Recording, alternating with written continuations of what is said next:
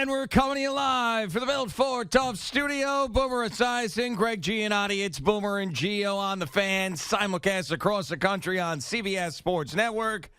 And wherever you are in the free Odyssey app, good Friday morning. It is a feel-good summer Friday on Boomer and Gio. Sometimes it is easy to celebrate a feel-good summer Friday, like last Friday morning. We were down in Belmar for the kickoff to summer. It was a beautiful day. We had hundreds of people staring at us doing the radio show, big fans of the program with the ocean behind us. It wasn't hard to get to that feel-good Friday feeling. This morning might be a little bit tougher for the man to my right, as his team, for the first time all year, has their back up against the wall. One more loss, and they are eliminated, as last night, Game 5 at the Garden goes to the Florida Panthers. This is a series where Florida has had an edge for a majority of it. Does not mean that the Rangers can't come back and win 2 in a row. It's going to be a tall order. They really needed to win last night. Didn't happen, but if one thing we have learned in sports is that anything can happen at any point. And if we're going to go back 30 years and compare everything else to the 94 Rangers, well, guess what? They were in a little bit of a similar situation. Good morning, Boomer. How are you? Yeah, I'm doing okay, G. After not getting much sleep last night after watching that game, especially the third period. There's a lot to get to. There's a lot to unpack. I'm sure Al is going to love this discussion this morning. I can just tell you right now, he's going to be all over it. Yeah. First of all, let me just say and offer you a congratulations on your induction into the Suffolk County Hall of Fame last night. Oh, thank you. How did that go? Was that good? It was great, and I got to be honest with you, there were two guys there that I saw that were getting inducted last night. I did not think they were going to show up because they were very big names. One of which was Danny Green, the NBA player who's won championships with the Spurs. He made about $110 million in his career. Danny Green went to North Babylon, and he ended up showing up last night. And Keith Hernandez in the front row there, as you can see. Keith Hernandez, he was there as well getting inducted. Oh, so that's nice. It ended up being a great night. It was awesome. I appreciate the people there. Chris Vaccaro, they did an amazing job. And there's other folks there that I'll talk to you in a break about that came up to me that you probably know from your past and youth sports and all of that that wanted to make sure that I said hello on their behalf. That was the coolest thing. Not so much like the people in the communities, like someone who started the East Islip Little League back in 1972.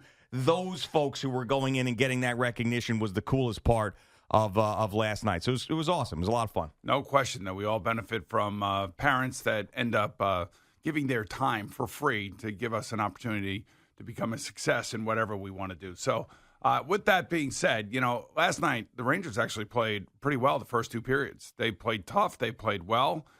Florida's a great team. They're a great defensive team. However, saying all of that, they were outplayed once again in the third period. Florida has owned the third period against the Rangers, especially in the last 3 games. But the Rangers' defense is a mess. It is absolutely a mess. The amount of unobstructed shots that are within 5 feet of Igor Shesterkin is incredibly alarming. And anybody who has watched the Rangers this year, we know we have a decent defense. It's not a great defense. It's more, especially when Adam Fox is playing at 50%. I mean, he can barely move. He's a liability in some respects to his team because he's not the same player that we all want him to be, and it's not his fault. He's playing hurt, and people have to realize that he is laying it on the line for the team. And the team is not out of anything yet. The other team's got to win another game. And I've been around this organization for a very long time. And whether you want to say 94 or you want to say a couple of years ago, they were down 3-1 to the Pittsburgh Penguins, and they came all the way back, and they won 3 straight games to win that series. They forced a Game 7 against Tampa. They forced a Game 7 against the Devils back in the day. I mean, I've seen crazier things happen than going on the road and winning a game and forcing a Game 7. So it's not over. It is not over by a long stretch. There's still a lot of hockey left to be played, and they have to find the will to go into the hard areas of this ice and go win some battles. I mean, the amount of pucks that get thrown back behind the Ranger defense to guys that are standing in front of Igor Shesterkin, and Igor having to make incredible saves, or guys just barely missing the net and hitting the posts. I've never seen anything like it. It's been a reoccurring problem this entire series, and a lot of that is credit to the Florida Panthers. I don't want to take anything away from them. They are a very, very good team, and believe you me, I would do anything to have Alexander Barkov on my team. The guy's a great player. Even though he was -2 last night, he's a great player, and he is the difference. Like that attitude, when you think about his attitude, Reinhardt's attitude, Sam Bennett's attitude, the way that they play, with the edge that they play with, and in their defensive pairings, with the exception of Kulikov, who's not out there that much, it's pretty much all even ice time. There's no top heavy guy on the ice. They share their ice time, and right now, Matt Rempe barely played last night, barely, and so I think that ship has sailed in terms of the energy and all of that. So this lineup change is going to be it's going to happen again. Rempe will not be in a lineup for Game 6 down there in Florida. No way. He's going to put guys in the lineup, most likely Wheeler, I would think. But the problem is that Mika and Kreider play better when they're shorthanded, because whoever they put on at right wing with those two guys does absolutely nothing for them. Whether it be Hedl, whether it be Kakko. And I want to give Hedl a pass because he hasn't played, and I know they were talking about that last night. It's amazing that he's playing right now. He still has the speed, but he just doesn't have the feel for the game, and he's doing nothing. I mean, not creating anything, not doing anything for Mika and Kreider. And Mika and Kreider, if you take a look at the empty net goal by Sam Bennett, here's a chance, Mika's got to fight for the puck across the board, and instead he gets, I guess, a stick to the chest or whatever, and he tries to embellish like an elbow to the chin.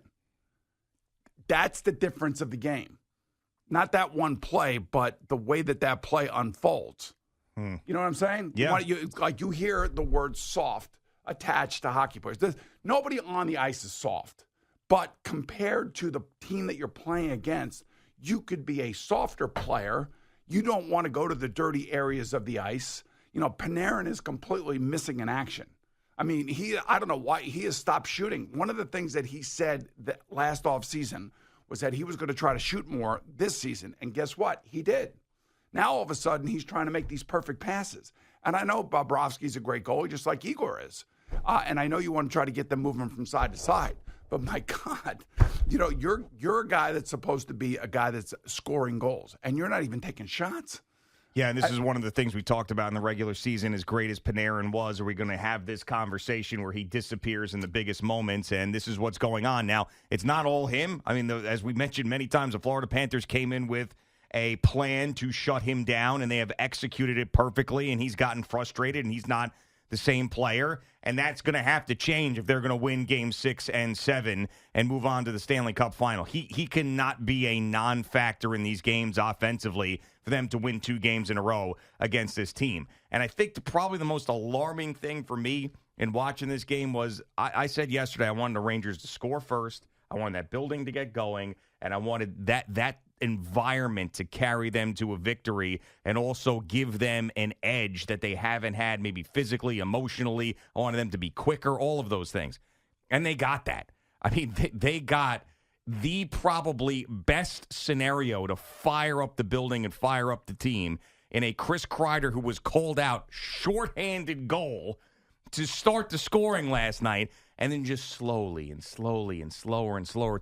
By the time they got to the third period, the Florida Panthers just got back to their game and controlled it again. Well, the third period was, again, and even at the end of the game when you pull the goalie and Sam Bennett gets the empty net goal, and then you come back and you score a goal again, you have about, 15 seconds left. And I'm not saying those 15 seconds are going to turn into a goal, but if you want a microcosm of what this series is, Nico Mikkola is on the boards, who was with the Rangers last year, by the way, and he's sitting on he's just holding the puck against the boards, and nobody can get the puck away from him. And the game ends with everybody on the boards. And that is what you call winning a board battle. There are 3 Rangers around him, and they can't get the freaking puck off the boards. And that's those are the little things in these games that ultimately decide these games. And you hear these coaches talking about it all the time, and it happens a lot. I mean, so the Sam Bennett taking the puck away from Mika and winning that board battle is just, again, it's a microcosm of the bigger picture of what is going on in this series. And that is the Panthers are tougher on the boards. They're tougher on the puck.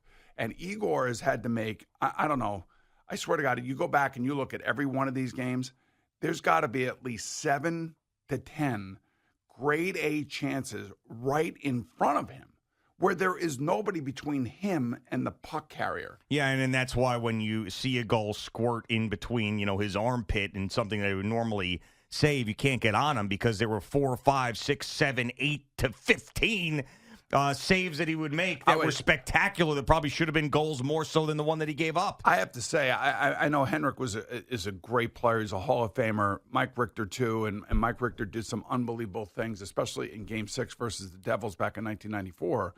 And Igor has had to do so much in these last 2 series because both of the teams that the Rangers have played, the Canes and the Panthers, are very similar. It's just that, to me, the captain of the Florida Panthers is the best player on the ice. He and Gustav Forsling, their defensemen, are the 2 best players that are playing in this series. And even though he was a -2 yesterday, and even though we won the face-off battles, and even though, they had more shots on goal once again, the Rangers go these 7, 8, 9 minutes of not even getting a shot on goal. I mean, it's crazy. And, like the third line, Wenberg was a hero. He won an overtime game. Great. That line's doing nothing. I mean, although Will Cooley actually looks like he's got some speed and he's hitting people, and he ran over Barkov late last night, which I thought was great. I love that kid. I think that kid's got a great future. But the defense is a disaster. I mean, it's just a disaster. It's from getting the puck out of their own zone to trying to win puck battles to knowing to where to throw the puck to not have these crazy icing calls because you're panicking with the puck, to a point where they can't win a puck battle and the puck always seems to get in behind them somehow. And Igor has been amazing. Anybody who even questions Igor is an idiot, because the way that he has played in this series and the previous series has been nothing short of a miracle. And everybody on that defense should be kissing his ass for saving their bacon, because that's exactly what's gone on here. And I think the question is, we know the answer of what the Rangers will need to do in order to win 2 more games and go to the Stanley Cup final. But are they capable of it is the question. 100% they're capable of it. But they haven't necessarily shown some of these things that you're asking for in a majority of the series, and now they're going to have to do it. Are they all of a sudden going to be able to be the more physical team, win those board battles, control play, get the puck out of their own zone on 5-on-5 where it seems like the Florida Panthers have a power play? Are those things going to change for 2 games for them to win? What's amazing is they get a 2-1 lead, and then all of a sudden their defense and lockdown situation gets involved. The Rangers could learn something from a thing or two from what they're doing and how they're doing it. I was watching MSG pregame last night, and Brian Boyle had some great points, and he was talking about the defensive mix-ups and the problems and, the different types of defenses the Rangers have played. And I'm saying, thank God somebody is finally explaining what the hell is what's going on the ice, and how the Rangers are really having a hell of a time defensively. And, it's a nightmare when you think about it, and I've just never seen anything quite like it. I mean, from a team that is one of the Final Four teams. And I know the Florida Panthers are a good team. We knew that was going to be a tough matchup because they're bigger, they're tougher, they're stronger. There are some guys in this series that have played really, really well and played tough. Barclay Goodrow is one of them. I think he's played really tough. I thought Keandre Miller, without taking the penalties last night, he played maybe one of his best games in this series. He looked like he was a man-child and like he was trying to make something happen. And they were forcing the issue. There was, without question, the first 2 periods. But again, that third period, they lost it. And once they lost it, it was so hard to come back from it. And you could feel it. And unfortunately, the anxiety is in that building. And I often tell you about what anxious New York fans are like. Oh, yeah. It's tough to play in front of them. And I'm not saying it's not the fans' fault. But I'm just saying you could feel it, and I think Sean McDonough and Ray Ferraro were talking about it, how quiet it was, and how people were on edge, and how people were leaving when it was 3-1. And I don't blame people for leaving, but at the end of the day, it's a team that is physically, in the third period especially, has dominated the Rangers and has dominated the board battles, the corner battle. I don't care about power plays. They have dominated the Rangers' power play. It has just been like a lockdown situation, and it's frustrating. And it does remind me of the Devils back in '94 with the way that they play defense. Sure, and that's the thing that is kind of it's concerning, is the fact that that's a tough thing to turn around. You said it yourself. They're bigger, they're tougher, and they're stronger. And that's something that's not going to change unless there's injuries that happen. So are the Rangers all of a sudden going to be tougher and stronger than the Florida Panthers in the next two games? I told you yesterday that I thought that Kreider would step up and do something. Yeah. And he did do something. And that's why I was telling him, I was thinking, maybe Peter Laviolette should just send those guys out there shorthanded the whole time, because they play better shorthanded, because the third guy that they always try to put with them seems to get in the way. Yeah. They've tried Roslovic. They've tried Capo Caco. They've tried Philip Hedl. They started with Wheeler this year.